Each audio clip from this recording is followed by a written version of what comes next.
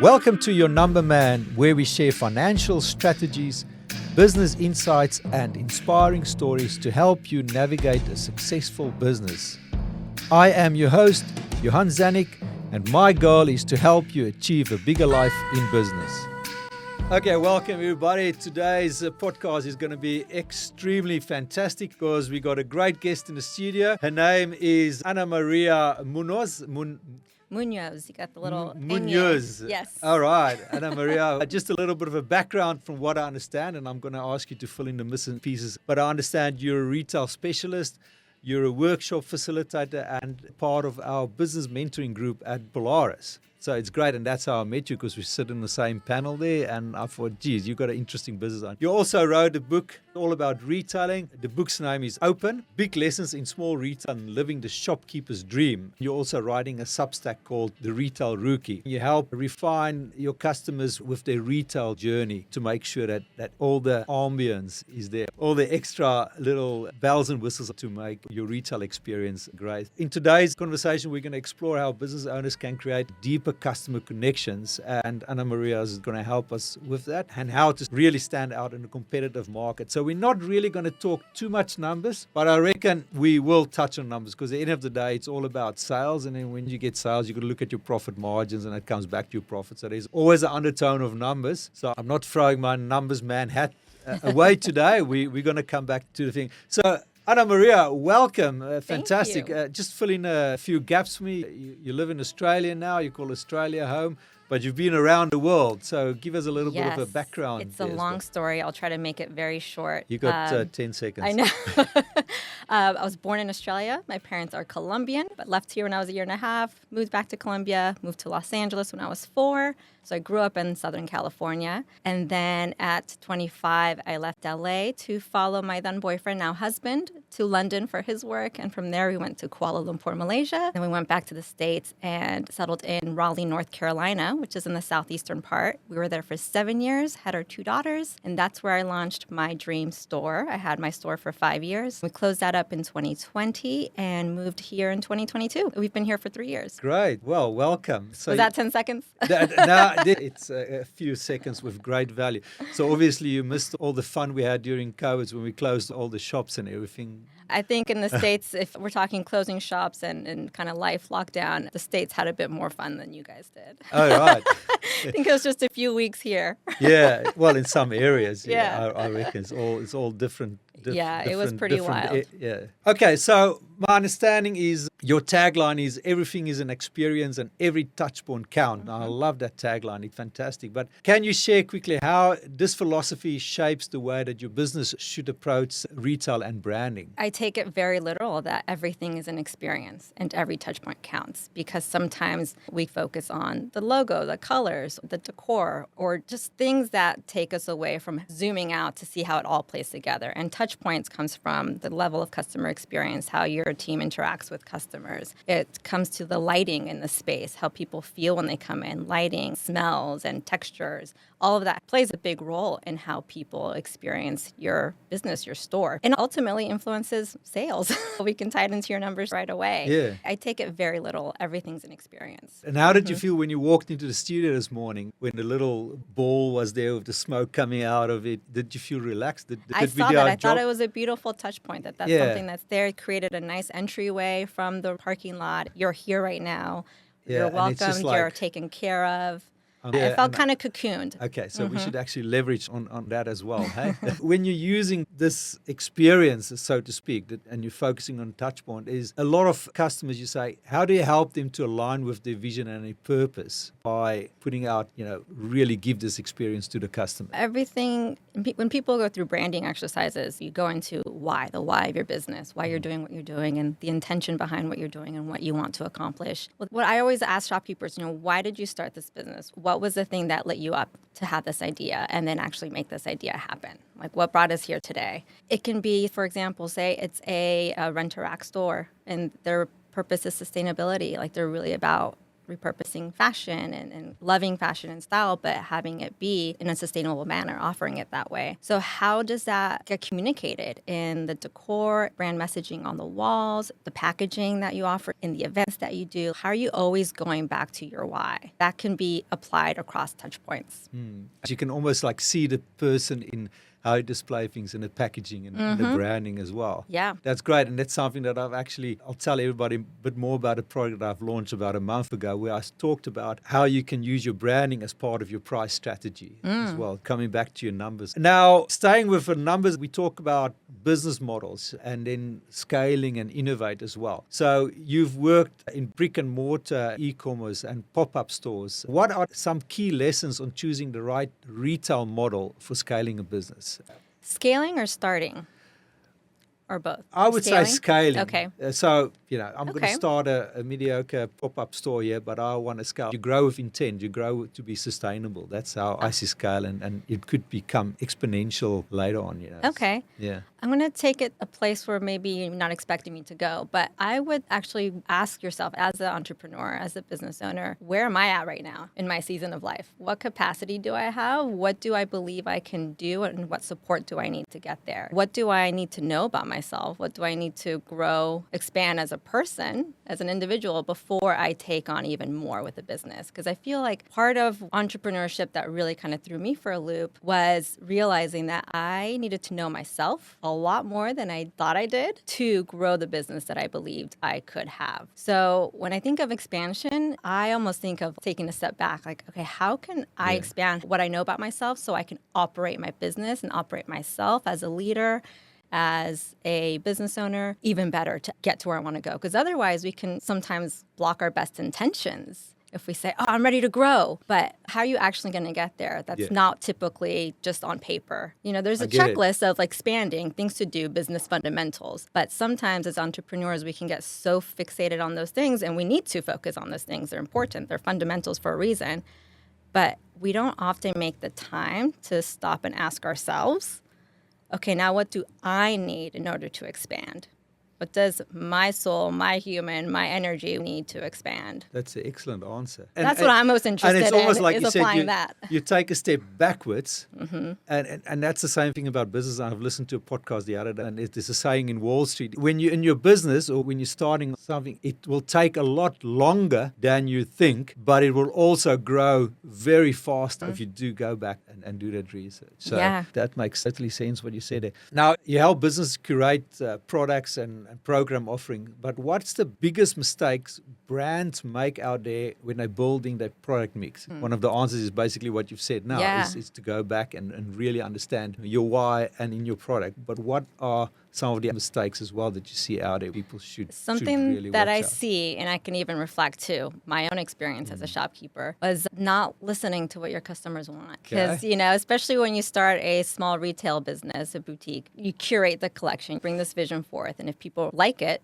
you go, okay, great, they like what I'm offering. And then you start hearing, if you start doing that right, people start saying, okay, well, I love this and this from you. What else can you show me? And sometimes they'll have recommendations. They'll have suggestions of like, oh, can you introduce dog products or pet products? And if it's not something you're open to, like actually saying, I'm here for my customers, it's not just me wanting to curate things that I like, then you miss out on opportunities to deliver what people want from you, what they believe you can give to them really well, because they already trust you. Trust your taste, trust that you can offer them what they like. And then you miss out on sales.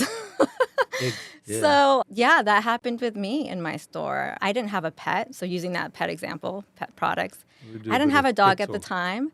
It wasn't something that was an initial part of my plan to offer that. And I had a very kind of specific idea of what I wanted the store to offer. When that came up time and time again, I just ignored it. But I could have offered a really great category for my customers, and I didn't. I see that in some people too. Clients that I've worked with, it's easy to get so focused on how you see it that even though you hear your customers offering really great suggestions and asking for things, if you don't recognize why you're saying no to those things, then it can really hold you back. I wasn't aware that I was saying those because I was being stubborn, or because of other reasons. We are too busy. It's like this analogy of the little squirrel in the forest always squirreling around looking for stuff he doesn't understand what's actually going on around him. Yeah, and also because you're so busy as a business owner, you think like, oh, if I have to stop to research that thing that person's looking for, then it's going to take away time from all these other things I already have in motion. So much comes down to just creating time and space to consider these things, to research these things, to make it a practice of, okay, what am I hearing? What's the customer feedback? What would be valuable to spend time on right now? Because like we are all in business to solve, we are problem solvers, we as entrepreneurs, as business owners, and we are there to solve the problems for the customers. Yep. Like, for instance, in your situation, I might go to a coffee shop, not because I just want a good coffee, but I like the ambience there. I'd like to have some sort of different connection there. You want to feel relaxed. And if coffee shop owners, for instance, doesn't listen to or doesn't understand that concept, it's like, you walk in, here's your coffee, now get out the door. They're not going to make it in business. Some places are designed to be in and out, but if you're actually coffee shopping tables and chairs somewhere, well, then you're inviting people to sit. So how can you make it somewhere they want to sit, spend time, bring their friends, bring their kids, make them and bring feel their welcome. dog? Yeah. Yes. Yeah, the customer's always talking to us in terms of adding product categories and the mistakes people make. The mistake is not recognizing how valued your taste is and the trust that you've already established with your customers. If people don't think that you can deliver something to them, they won't ask you about it or offer it up as a recommendation. It's very valuable to recognize and honor the fact that somebody came to you with a question and an idea. That's great. It might just be you're having a conversation with your customers and they're like, oh, you know what would be great? Or I bet you could find this. Those are positive, collaborative conversations that you can also have with your customers if you've established that relationship. That's great. Learn more from them. And talking about it, it's about market trends, the competitive, the differentiations. You want to find that point of difference in your shop to stand out from the rest of your competition. You know, marketing people like to call it your unique selling proposition, your USP. How has that changed in the last year? And you've been back in Australia for 3 years now, but what do you see around the world? What's your experience? How has that changed in the last 2 decades, for instance? I think the sense of creating that third place for people, even if your retail store isn't that coffee shop third place, that place where people enjoy spending time in, where they feel comforted, relaxed, they feel accepted, they feel just like they can just be themselves and be inspired. So I think the importance of that has really become more and more. My mind's racing because I'm thinking back to when I started the store almost 10 years ago. At that point, it was, okay, how can you make something Instagrammable? How can you have a feature wall or something that people would want to take a photo of to share, post it on Instagram and get your name out there that way? And now that's, there's elements of that still feel important, but it's more about the overall experience that people get. It's not just one wall or one shelfie, a really well curated shelf that you would take a picture of. Shelfie, like shelfie. But you take a shelfie in front of a shelf. No, you would just take a photo of that shelf. So curated shelf and products, or even at home if you had a nice bookcase, that would be a moment. Nice. I think now, globally, it's all about how do you bring community together. Like in New York, there's a running clothing brand, and they have running clubs. They've created a cafe with music and books for their running club to gather before and after.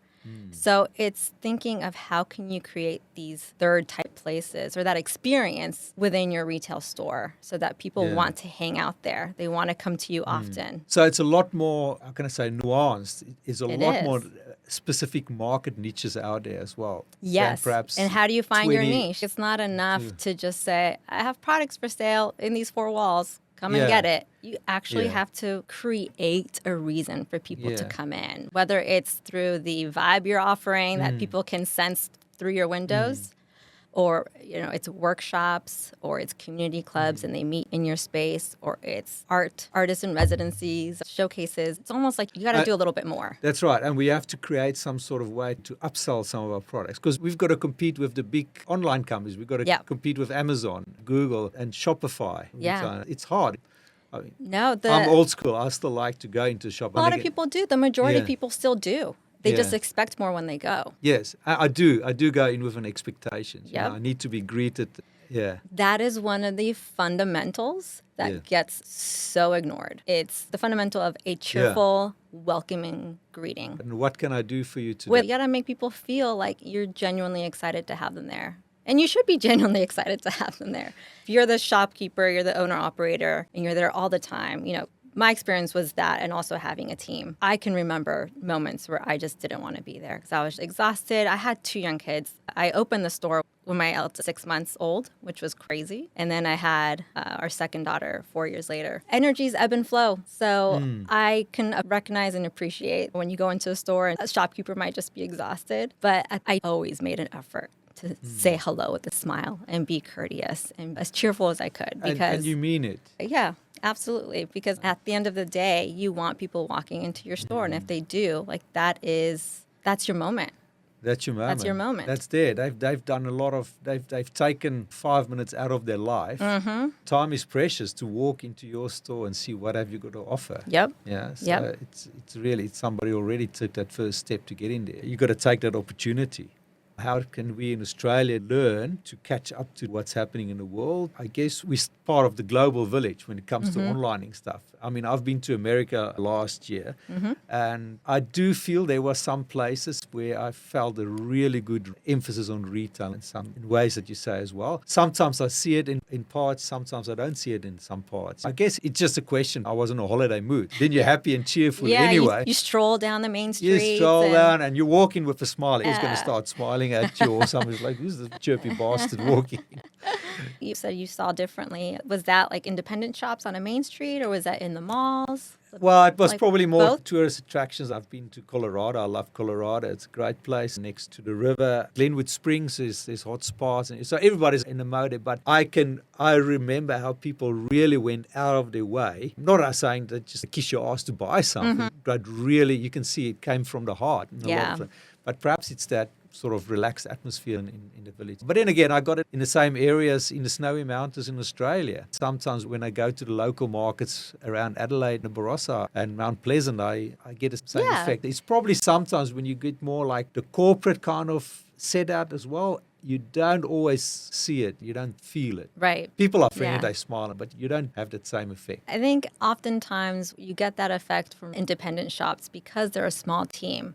Oftentimes the owner is there. They're the shopkeeper. They're the owner operator. And if it's not them, they have 1, 2, 3, 4, 5 employees, part-time, maybe 1 full-time manager, and they're close to the shopkeeper. So whatever the owner has created in terms of the way things work in the store, the way the customer service is delivered, and the energy, that tends to come through their staff in a way that it's harder to replicate with a bigger store where you have different levels of separation from the original vision. So as you grow, it does get harder to implement the level of vision, buy-in, and care to customer engagement and service that you maybe started with when it was just your first shop. But if you start with a certain culture. Yes. And I mean, I don't think McDonald's is there anymore, but perhaps a few decades ago, where it started in the 50s, I think who started was it Ray Kroc, who had his idea about processes and certain areas where he probably employed someone like you to help him as well, setting it all up and getting the systems in place.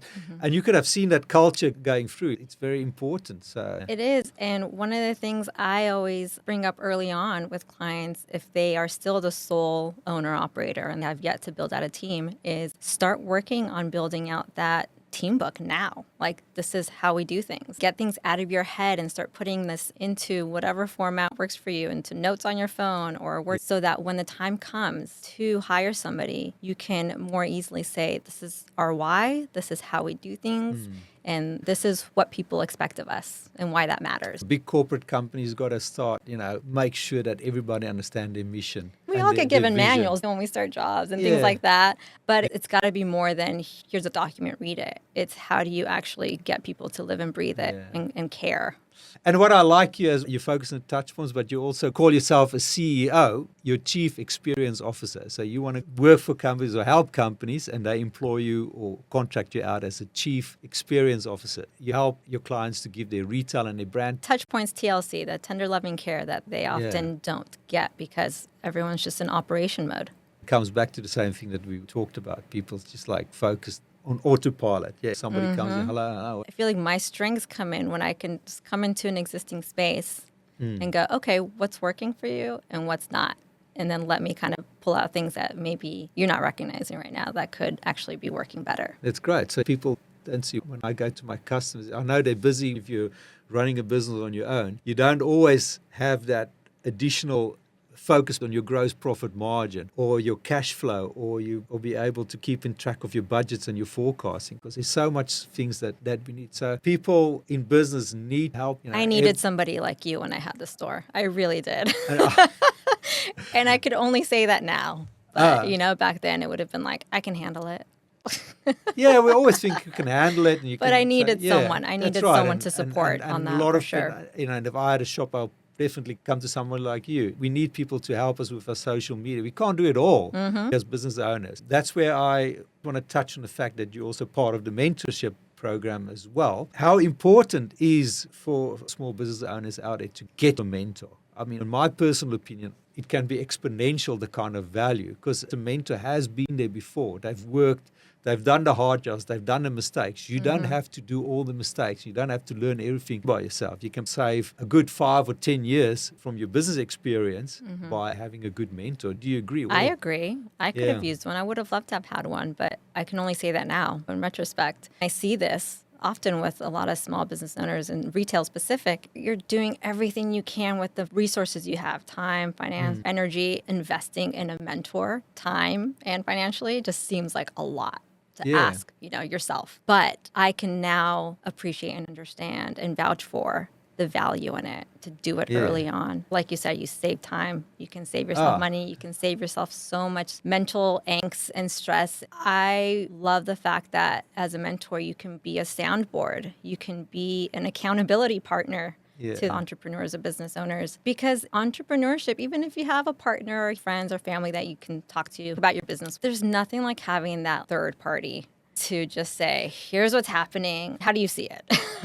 Or what am I missing here? I can go to the pub and talk to all the blokes in the pub and get a bit of business advice there, and everybody's got their own opinion. There's a lot of people that's close to me in my life, but sometimes we just got to understand is, all right, everybody that's close to you, they've got an opinion, but don't listen too much to the people close to you. Listen to the people that's closer to your dreams. Oh, I love that. It's like going to therapy. Yeah. It's like, here's what I'm going through, except here's what my business is going through. Yeah. Let's talk it out. Let's talk it out. Yeah. Yeah. Yeah. I really believe that entrepreneurship is just like personal growth, personal development. You put yourself into situations that are going to test you in so many ways. And we're not meant to go through this life alone. If you're just talking about yourself as just living life, but if you're talking about entrepreneurship, you don't need to do it alone. There are online resources that are free, but there's nothing like having that personal contact where you know somebody's sitting across the table from you, seeing you and hearing you, and they're there just for you. And they're not bullshitting. Exactly. They've gone through it, and you can understand the they emotions. care.